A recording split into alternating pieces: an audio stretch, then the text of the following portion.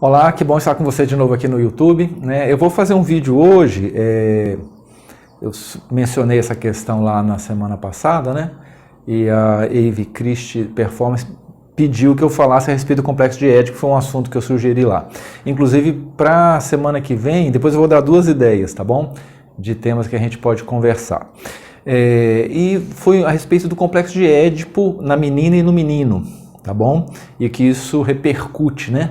Na vida do adulto, da criança, mas depois especialmente do adulto. Então esse mito, mito grego, né, escrito por Sófocles, em aproximadamente 427 a.C., ele conta de um rei que vai a um oráculo e esse oráculo diz que o filho dele, que tinha nascido há pouco, iria matá-lo. Então ele, para poder evitar essa situação, ele manda que levem, né, Édipo, e esse Édipo que seja morto, e a pessoa que foi encarregada disso acaba abandonando o Édipo para que ele morra, mas ele é resgatado por um reino vizinho, né, e adotado pelo rei, e lá ele é criado por esse rei, e quando fica adulto, ele vai a um oráculo, e o oráculo fala que ele estava destinado a matar o pai. Então, para evitar matar o pai, ele foge, e acaba se encontrando com o pai de verdade, né, do outro reino, e mata mesmo o pai.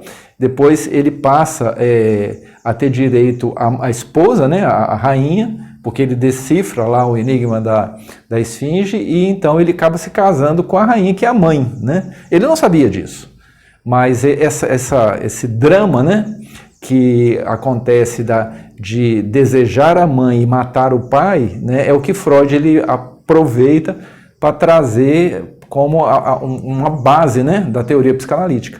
Então, a criança, quando pequena, o menino, né, ele vai se apaixonar pela mãe, ele tem a mãe como primeiro amor. A menina, a princípio, é a mesma coisa, tá? Ela ama a mãe, é o primeiro amor, e o menino, ele continua nessa relação de amor com a mãe até o ponto que ele quer estar no lugar do pai.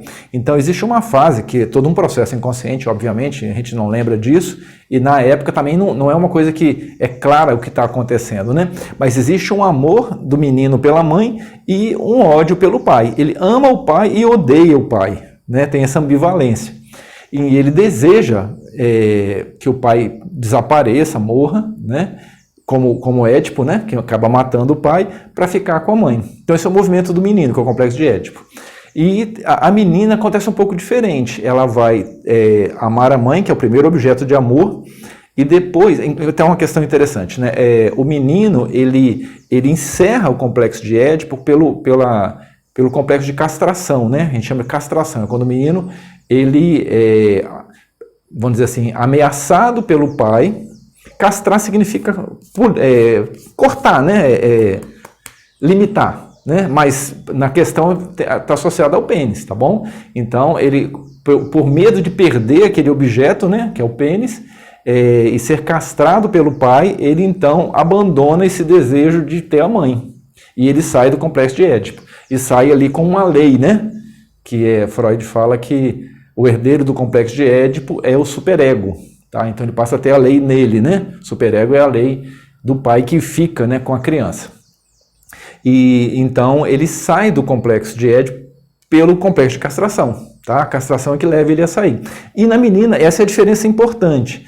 A menina, ela se vê castrada, ela vê que ela não tem pênis, né? Para Freud, todo esse processo tem muita relação com inveja do pênis, com o pênis do menino, com a menina não tem pênis, o menino achar que a menina também tem, né? A menina achar que as mulheres têm pênis, né, que é um objeto que a gente chama de falo, né, que é o pênis simbólico, símbolo de poder, né, de autoridade. Então, a menina, ela se vê castrada, ela entende, possivelmente que foi a mãe que permitiu que ela fosse castrada, que a mãe tem pênis, que o pai tem pênis, né, especialmente se ela vê o pai em alguma situação. Se ela vê a mãe, ela acha que a mãe também, né, fracassou em manter o pênis e talvez as tias têm, né, ou pessoas meio, vamos dizer, emocionalmente fracas e falidas, vamos dizer assim, teriam perdido esse objeto de poder, né, e isso aconteceu com ela atribui isso possivelmente a mãe, né, que permitiu isso, então ela desloca esse amor da mãe para um outro objeto, a gente chama de objeto, tá? Objeto de amor é a pessoa a quem a criança ou a pessoa ama, né? Ela desloca para o pai, né? E nisso aí é importante porque a menina passa a ter uma relação com alguém do sexo contrário, né? Com um homem. E depois, quando ela não sai do complexo de Édipo por causa da castração, porque ela já está castrada, né? E ela às vezes continua nessa relação com o pai por mais tempo, tá? E a educação é que vai, vamos dizer assim, fazer esse encerramento do complexo de Édipo para a menina, e ela vai, então, sair do complexo de Édipo, né? E na educação vai formar o superego e tal. É um pouco, como eu falei, diferente do menino. Então, alguns textos de Freud que tratam disso, né? Aqui é a Dissolução do Complexo de Édipo, que é um texto de 1924, né? Que está aqui no livro Eu e o Id, que é um livro de Freud, né? Os livros de Freud, na maioria, são compêndios de vários textos, né? Um outro texto interessante também está aqui no Mal-Estar da Civilização, que é um texto de 1930 e 1936, ele tem um texto aqui chamado Feminilidade, que também trata do assunto que é muito interessante, tá? Mas então essa aí de uma forma, vamos dizer, um pouco psicanalítico, alguns jargões, né, psicanalíticos, como acontece com o complexo de Édipo na menina e no menino. A repercussão disso, tá? Primeiro, o objeto de amor de todo mundo, o primeiro objeto de amor é a mãe. E esse é o primeiro não tem um segundo primeiro, é só o primeiro, né? Então, toda vez que você busca um objeto de amor, você está buscando um objeto para substituir aquele que você perdeu, é o objeto perdido, né? Na verdade, esse fechamento do complexo de Édipo é a aceitação da falta do objeto de amor. É quando a criança ela entende que ela não tem objeto e isso faz parte da estrutura neurótica, tá? Para a psicanálise existem 3 estruturas, neurótica, perversa e psicótica. Então, para você ter ideia, assim, politicamente mais correto seria o neurótico, né? Porque se você não for neurótico, você é perverso ou é psicótico, tá bom? Então não tem para onde fugir, né? Então existe o neurótico em que a neurose não afeta de forma negativa a vida, existe o neurótico patológico, né? Que aí tem 3 subdivisões, não vou entrar nesse detalhe agora, mas que a pessoa vai manifestar problemas, né, neuróticos. Mas a maior parte das pessoas, bom, na verdade, todas as pessoas estão dentro de uma dessas estruturas e vive normalmente com isso, tá? Não é uma questão complicada. A característica do psicótico é que ele vai ter uma noção confusa de realidade e não realidade, né? Da fantasia. E o perverso tem a ver com o fato dele não considerar que a lei, né, vale para ele, tá? Então a lei é para o outro. Então é alguém que está acima da lei. Então ele tem o direito a fazer qualquer coisa, usar qualquer coisa, qualquer pessoa. Então, só de forma bem abreviada, né? Mas voltando então ao complexo de Édipo, ao longo esse movimento que acontece do menino ter o amor na mãe, né? E depois ser castrado, né? E passar a buscar um outro objeto de amor, ele vai buscar uma mulher para ser a mulher dele, porque aquela que ele queria ele não pôde. Então, né, ele, para suprir essa falta que nunca supre, né, do primeiro objeto de amor, não acontece, mas ele vai ter um outro objeto. E a menina, pelo fato dela passar da mãe para o pai, ela vai buscar, né, quando o transcurso normal da estrutura psicológica dela, um objeto do sexo oposto para ser, então, aquele que vai substituir o pai. Tá bom? Até um texto muito interessante, uma citação de Freud que tem aqui no Mal-Estar da Civilização, né, em que Freud fala a respeito da dificuldade. Por que acontece? A menina, ela quer o pai, não é isso? Mas quem tem o pai é a mãe. Então o que ela faz? Quando ela se frustra em conseguir o pai, ela vai se voltar para aquela que tem o pai. Ou seja, vai se voltar para a mãe, para aprender com a mãe a conquistar o pai. Tá?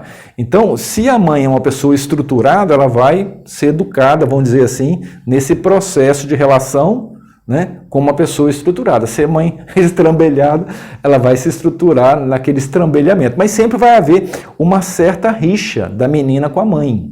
Tá? E aí, nessa citação que eu estou falando de Freud, que é muito interessante, né, ele fala aqui,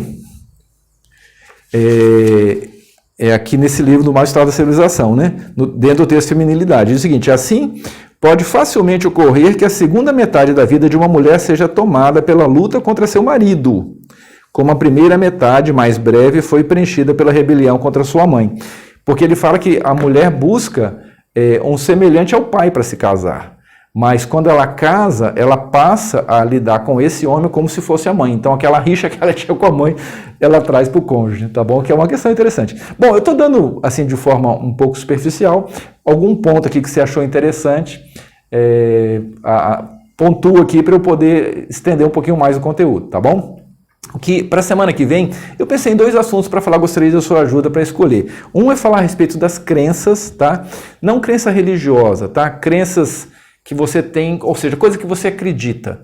Você pode ser uma coisa, por exemplo, eu acredito que eu sou bonito, eu acredito que eu sou feio, associado à autoestima, coisa assim. Eu acredito que eu tenho direito a ser bem-sucedido na vida. Ou tenho uma crença limitante, né? Que diz que eu vou ser sempre um fracassado. Então esse é um assunto, tá bom? E outro assunto, falar um pouco mais sobre comunicação, né? Especialmente com jovens e adolescentes, usando aí um pouco dessa mecânica do coaching, tá bom? Então essas 2 opções aí para você pontuar aqui embaixo o que você gostaria que eu tratasse na próxima semana, tá certo? Grande abraço, curte aí, dá joinha que isso ajuda a divulgar aqui o canal, tá bom? Se inscreve se você não está inscrito, para que mais pessoas possam, o YouTube possa divulgar esse trem aqui para mais gente, tá certo? Vamos nos ajudando aqui, tá? Um abraço, até o próximo papo.